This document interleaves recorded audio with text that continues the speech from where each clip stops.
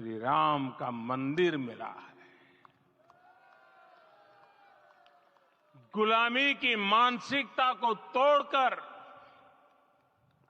उठ खड़ा हो राष्ट्र, अतीत के हर दंश से हौसला लेता हुआ राष्ट्र ऐसे ही नव इतिहास का सृजन करता है। आज से 1000 साल बाद भी लोग आज की इस तारीख की, आज के इस पल की चर्चा करेंगे। और ये कितनी बड़ी राम कृपा है कि हम सब इस पल को जी रहे हैं, इसे साक्षात घटित होते देख रहे हैं।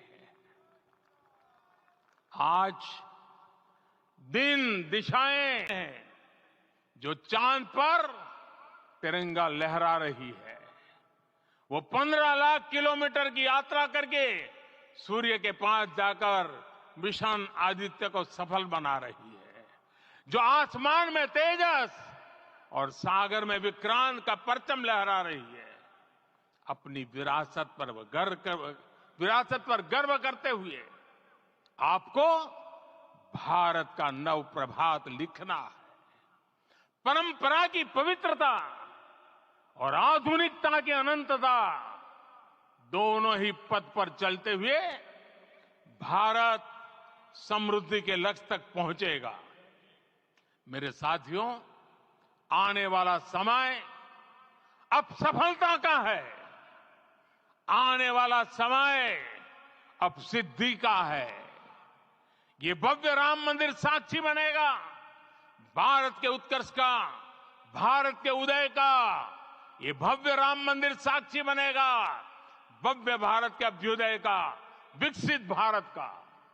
ये मंदिर सिखाता है कि अगर लक्ष्य सत्य प्रमाणित हो, अगर लक्ष्य सामूहिकता और संगठित शक्ति से जन्मा हो, तब उस लक्ष्य को प्राप्त करना असंभव नहीं है। ये भारत का समय है और भारत अब आगे बढ़ने वाला है। शताब्दियों की प्रतीक्षा के बाद हम यहां पहुंचे हैं। हम सब ने इस युग का, इस कालखंड का इंतजार किया है। अब हम रुकेंगे नहीं। हम विकास की ऊंचाई पर जाकर ही रहेंगे। इसी भाव के साथ रामलला के चरणों में प्रणाम करते हुए आप सभी को बहुत बहुत शुभकामनाएं।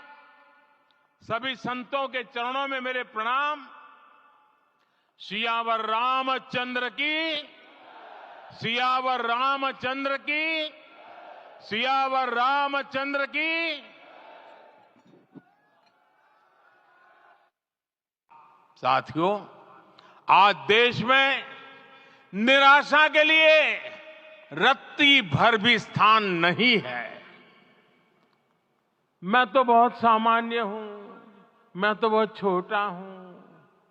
अगर कोई ये सोचता है तो उसे गिलहरी के योगदान को याद करना चाहिए। गिलहरी का स्मरण ही हमें हमारी इस हिचक को दूर करेगा। हमें सिखाएगा कि छोटे बड़े हर प्रयास की अपनी ताकत होती है, अपना योगदान होता है। और सबके प्रयास की यही भावना समर्थ, सक्षम, भव्य, दिव्य भारत का आधार बनेगी। और यही तो देव से देश और राम से राष्ट्र का, राष्ट्र की चेतना का विस्तार। एक विश्वास जगा कि जैसे उस समय काल चक्र बदला था, उसी तरह अब काल चक्र फिर बदलेगा और शुभ दिशा में बढ़ेगा। अपने 11 दिन के व्रत अनुष्ठान के दौरान मैंने उन स्थानों का चरण स्पर्श करने का प्रयास किया जहां प्रभु राम के चरण पड़े थे, चाहे वो नासिक का पंचवटी धाम हो, केरला का पवित्र त्रिपायर मंदिर हो, आंध्र प्रदेश में लेपाक्षी हो, श्रीरंगम में रंगनाथ स्वामी मंदिर हो, रामेश्वरम में श्री रामनाथ स्वामी मंदिर हो, या फिर धनुषकोडी। मेरा सौभाग्य है कि इसी पुनीत पवित्र भाव